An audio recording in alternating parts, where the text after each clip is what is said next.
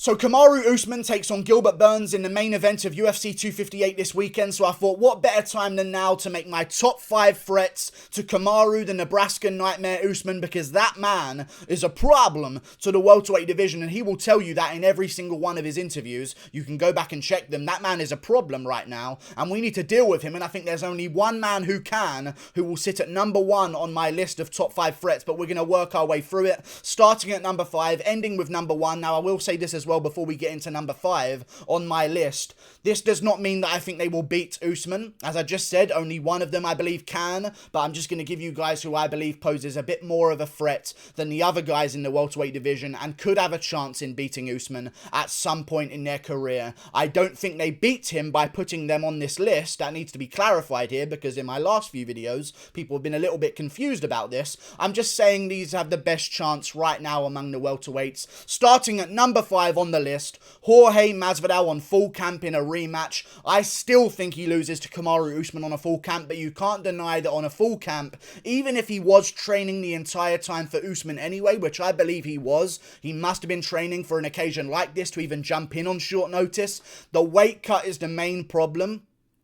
And that seems to be the main problem for Jorge Masvidal going into this bout with Usman anyway. And I feel like if that weight cut is a little bit more planned and he does things a little bit better and he gets his weight down a little bit earlier before the event, he can have a better chance in going out there against Kamaru Usman. However, when people talk about Masvidal getting a full camp and it being different, I would also give you this to think about. Kamaru Usman, if they do a full camp fight with Masvidal, will have a full camp to think about how to beat Jorge Masvidal and not Gilbert Burns, because I'll tell you this, Gilbert Burns is a completely different guy to Jorge Masvidal, a different level of jiu-jitsu for Usman to worry about, and I think on a full camp against Masvidal, he'd maybe have a little bit of a better chance at looking better against Masvidal. Also, I don't know if you guys have noticed this, but Jorge Masvidal is of the age of 36, which another person on my list is a little bit getting up there in age as well, but Jorge Masvidal is of the age of 36, okay, he's a little bit more like game toast at this point, I'll be honest with you guys, rather than game bread. 36 years of age. If the fight doesn't happen in a rematch before November,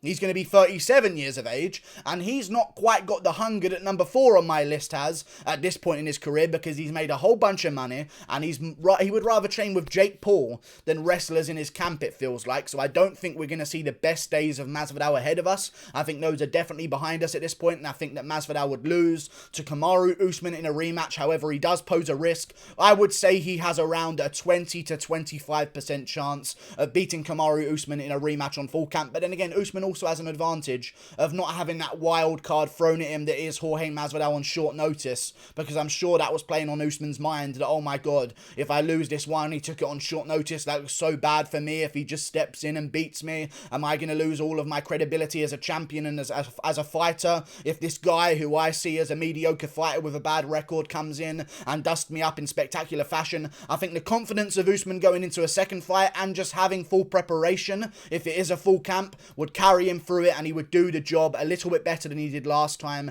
and maybe dominate a little bit more in those later rounds, because I don't see Masvidal beating him. But Masvidal is very underrated because he's so good in all areas. He just doesn't really exceed in any but his striking, and that's where Usman can take away from you, because if you're really good at striking, he will just hold you against a cage, stomp on your toes, take you down with brute force, and lay in half guard on top of you and rip total strikes to the body. He can do that to strikers. So I don't see Masvidal beating him, but he is still number 5 on my list. Moving on to the number 4 threat to Kamaru Usman in the welterweight division, Stephen Wonderboy Thompson. I think it's time to start calling him Wonder Man at this point, because as I said again, he's a little bit older than Masvidal even, and he's a very old guy in general. I believe he's, 37 years of age right now? 38? Oh my god. Maybe I shouldn't have him on the list. 38 years of age. Just turned... Happy birthday, Wonderboy. Wow. Happy birthday, Wonderboy. Just turned 38 years of age today. That's probably why I thought he was 37, because I checked some stats for this list yesterday. That would make a lot of sense, in all honesty. 38 years of age now. Jesus Christ. I still think he has a decently good chance in beating Kamaru Usman, because he's a young guy. He's beaten guys the likes of Luke and Jeff Neal back to back, and I feel like the main thing about age is hunger. And Masvidal seems to have lost that a little bit now that he's got his nice millions in the bank. But I feel like Wonderboy's still got that hunger to be the best in the world, because he hasn't touched the world championship yet. He had the draw against Woodley that I thought he won. Then he had the other fight with Woodley as well that some people thought he won, but I thought Woodley won the second fight very clearly. I mean, wait. Woodley won the first fight very clearly, but I thought Wonderboy won the second fight with Woodley quite clearly as well. I thought that was how it should have gone, and Wonderboy's still got that hunger in him because he is getting better at his ripe old age of 38 right now, looking good against Vicente Luque and Jeff Neal. I just don't see him beating Usman because of the grappling element. He can, again, just be held up against the cage, but he's got a long reach, 75-inch reach. He's got a longer reach than Masvidal on the feet. He's better than Masvidal at striking as well. Maybe he doesn't have the takedown defense, but one thing that is underrated about Wonderboy, even though once you get him down, he's somewhat easy to control in those areas, I feel like overall his takedown defense is pretty good, and that's mainly because it's so hard to get a good shot on him because he's moving around so much, and that's something I don't quite see Masvidal having. Backwards movement, scooting around the outside, good footwork, keeping range. I don't think Masvidal can do that to the extent that Wonderboy can, so I think there is a chance, if any, that Wonderboy could maybe sit down on his shots early and just be that much better than Usman in the striking department and catch him coming in at some point while Usman gets frustrated trying to get a hold of Wonderboy, and maybe he could put Usman down, but I would still pick Usman to win this fight. I'm just giving Wonderboy the credit he deserves. He is a very dangerous man in the welterweight division, and right now he seems to be better than ever, so that needs to be mentioned. I just feel like Usman would beat him, and I would give Wonderboy, I would say, like a 35% chance. I know I just said 30, wow, I should have left it at that, but 35% chance of beating Kamaru Usman. I don't see it happening. He's getting older, and Usman, although quite an old guy himself, is younger, he's improving more, he's got more to improve on any rate. It's not like Wonderboy is going to come out there and be like, wow, he's made leaps and bounds in his striking. You know, he's not really going to do that, and he's not really going to be the guy to switch it up and go for his offensive grappling anyway. When you're a wrestler, you can do what you are supposed to do, but you also have to strike in the meantime as well. A striker who gets good at striking may never have to offensively wrestle in his life, but Usman still has to strike, which means he's going to be improving on that, and I think he would beat Wonderboy in a fight, but still Wonderboy sits at number 4 on my list. And also, should I mention in this video, that Wonderboy should be number 4 in the welterweight rankings. He beats Masvidal round for round, 3 rounds, straight flush, beat Masvidal, maybe lost a third, I'm not even too sure, but it was a clear win for Wonderboy. Why is he ranked below Jorge Masvidal? Masvidal beat Darren Till, who's not even in the division anymore, and before that he beat what? Nate Diaz, who again is not even in the division or ranked at all. Wonderboy should be above Masvidal in the rankings, and that's final. They just move Burns above Colby, move Wonderboy against Masvidal. Oh yeah, top 5 threats. Number 3 on my list of top 5 threats to Kamaru Usman is Leon Edwards from Birmingham. He's a very dangerous man, I tell you, and he's a young man as well compared to some other people on this list, I tell you. I've had a 38-year-old in Wonderboy Thompson, a 36-year-old in Jorge Masvidal. Now we've got the young buck, 29-year-old Leon Edwards coming up the rankings. He hasn't fought in so long, however. He has most likely been improving since that time off. He's not been injured and out of fights, which is a good thing because he's not just had time off to recover from an ACL, and then, you know how Kevin Lee's going through it right now. He came back too soon and tore his other ACL. He's not going to be improving too much in that time off because he's constantly recovering from injuries. Leon Edwards has not been injured. He had a fight pulled from him with Woodley because of the whole situation around the world. Don't want to get demonetized by using too many keywords. But because of the whole situation around the world, he has fights taken away from him, and I think that's still giving him time in the training room to improve during this 2 years off, and I think he's going to come back better than ever against Khamzat Chimaev and beat him, and if he does beat Khamzat Chimaev, he will definitely, and already is, number 3 threats to Kamaru Usman. He might even jump up to number 2 depending on how amazing he looks against Chimaev, because I'll tell you this as well. The first fight with Kamaru Usman and Leon Edwards, the first 2 rounds was closer than everyone thinks, okay? I think Leon Edwards came close to outlanding him in significant strikes in the first 2 rounds, but Usman got positional control at the right moments and won the first 2 rounds. Then the 3rd round, Usman was just all over him because Edwards couldn't really have the energy to keep Usman off of him anymore, and Usman eventually got to him in that 3rd round. But yeah, the first 2 rounds of that fight were reasonably competitive. Edwards stuffed a couple of takedowns, and I think he's going to have more to improve on in the grappling department than Usman does, and I think he maybe could close the distance and close the gap in grappling with Usman, but I don't think he can, but he could do. So I'm putting him on this list at number 3 because he's got great striking, he's got a long reach for the division, he's 6'2" at welterweight as well, he's a big guy, and I think maybe that could be an issue for Kamaru Usman just because of how well-rounded Edwards is. Plus now, now, he's added those elbows into his game that we haven't really seen earlier before in the old Usman fight. He's added a lot more techniques into the game that revolve around being in the clinch with that elbow. Maybe he could cut open Usman and even have a chance, and I maybe raise him up a couple of percentage points on how likely I think he can beat Usman, maybe just by cutting him open and it being such a bad cut that they stop the fight. You don't know these things, but with Leon Edwards landing elbows in the clinch, that is a factor that is not there for every other fighter on this list, and I think Leon Edwards has a really good chance of beating Usman in a rematch. I don't think he will, but I would put him at a 40%. I think I give him a decent chance of beating Usman. I just still think Usman's going to overwhelm him in the grappling, because when someone makes Edwards work against the cage, he does slow down quite a bit. We saw this with Donald Cerrone not too long ago. Cerrone was holding him up against the cage the entire time. Not the entire time, they had a bit of a scrap, but there were a lot of cage situations where they were fighting against the cage, and it does seem to have a bit more of an effect on Leon Edwards when someone's trying to pressure him, and I feel like that's going to be a problem. I mean, even against Brian Barberena, I mean, he got pressured a little bit, Leon Edwards. I feel like that's going to be a problem against Kamaru Usman if they ever do face off again, and Usman will beat him, but a 40% chance goes to Leon Edwards in a rematch, and we'll see how good he looks against Chimaev. Maybe he comes out there and just looks like an absolute savage, and all of a sudden I'm giving him a bit more of a chance, but I don't know about that yet. Usman beats him for sure, but he has a 40% chance. Moving on, up the list to number 2.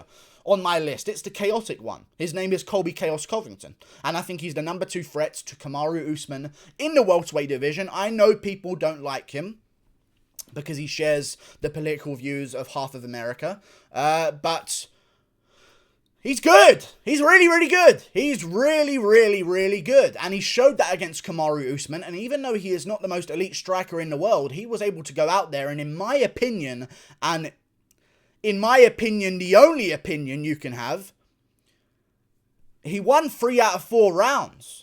I fought against Kamaru Usman, and I've watched the fight a lot of times now, and I think in every single one of those rounds, Colby just managed to steal back the rounds from Kamaru Usman. I know some people had it 2-2 going into the 5th round. Some people had it 3-1 Covington. I know the judging had it 3-1 Usman, but I don't think you can give either one of rounds 1 or 4 to Usman over Covington, because Covington in round 4 of their fight, with a jaw hanging off of his skull, went out there and beat Usman in a stand-up battle in round 4.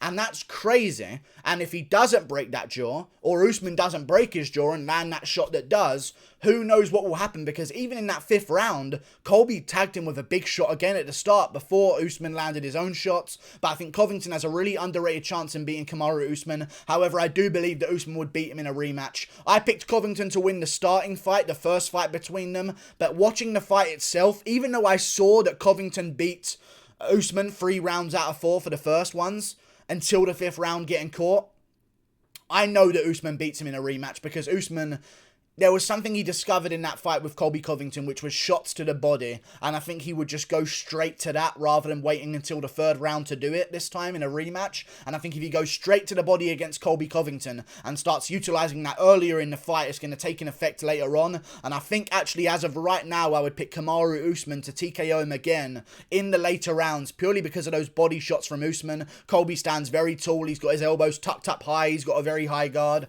I think that's a problem against Usman, and he would find that body shot more often and earlier in a rematch. But Colby Covington has a real good chance, and I'll say this as well, the stoppage was weird, and the whole fight was weird, and I know that people don't like hearing this, but Usman faked a groin shot. He just did, and that's obvious. He didn't fake an eye poke.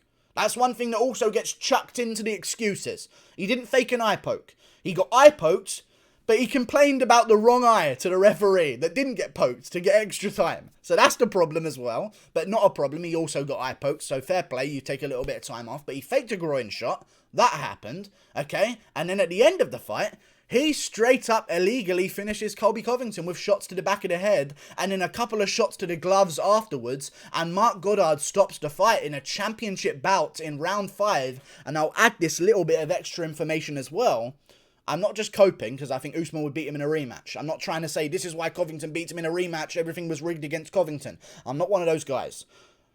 But Mark Goddard is laughing at Covington while Usman punches him in the back of the head. You can go and watch it back in slow motion. You can see the cheeks of Marc Goddard grin with pleasure as Usman whacks Covington in the back of the head. And also Marc Goddard went over to Usman before the fight and gave him a little bit of a weird handshake. Just going to point some stuff out there. I think Covington's got a real good chance in a rematch. I would put him at 45%.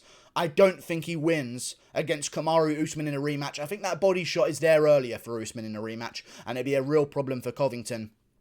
Don't think he wins in a rematch. Plus, actually, maybe there's a good chance of Colby having a good chance because he's a younger guy. I mean, Usman is 33 years of age. He's soon to be 34. By the time if he wins against Burns, he makes his next defense, he'll be 35 years of age. And no, he'll be 34 years of age. He's 33 right now. And Colby Covington's 32. And he's going to turn 33 in a second. So he's a little bit younger. Maybe there's a chance he makes up the distance in being younger and just having more time to evolve. But I feel like Usman has his number and would beat him in a rematch. But moving on to number 1 on this list. Now I'm done coping. Burns beats Usman this weekend. You know about this situation. Gilbert Burns is number 1 on my list. I give him a 50% chance of beating Kamaru Usman, and that is why I have picked him. Because Gilbert Burns poses the most stylistic threat to Kamaru Usman this weekend. Okay, and he does out of every other welterweight on the entire roster. He's got great grappling, great jiu-jitsu, great striking as well, knockout power, great chin. I know he got chinned by Dan Hooker, but he's taken over hands off Woodley. He's got a great chin at 170. He's got great cardio for 5 rounds. He is the full package that can beat Kamaru Usman, and he's way more dangerous than Covington on the feet. And I know a lot of people don't like to believe that, but I feel like a lot of people, in the same way, say that Colby Covington's terrible at striking, and then say that Burns has no chance against Usman. Did you watch the Covington fight? Usman got outlanded 3 out of 4 rounds, in my opinion. And in your opinion, if you disagree with me, 2 out of 4 rounds, of the first 4 rounds of that fight, only on the feet.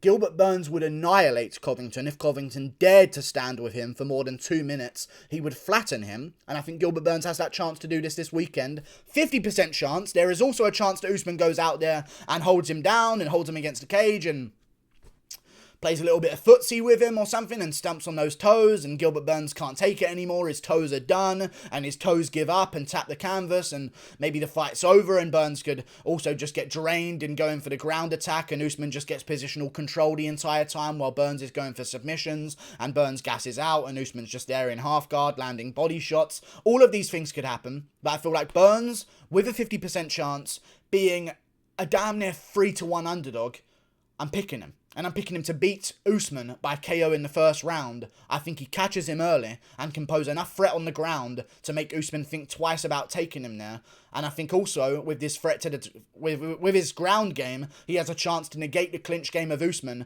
But if Usman holding him against a cage, he can just go for a leg or something like that. He can try and buck and weave. He has the option to go elsewhere rather than his A game on the feet, because he also has an A-star game in the jiu-jitsu. I think his options make him dangerous, and he will chin Usman. Plus, he has all of his old training partners telling him how to beat Usman. I think he's got a great chance. 50% for Gilbert Burns. I'd actually hedge a bet at 51 or 2% because I lean his way anyway without the odds coming into favour. And I think Gilbert Burns beat Kamaru Usman this weekend. I can see it happening, and I think it's going to. Look forward to it. Like and subscribe. Thank you for watching. Those are my top 5 threats to Kamaru Usman. Click that button up there. Goodbye. I'll see you later.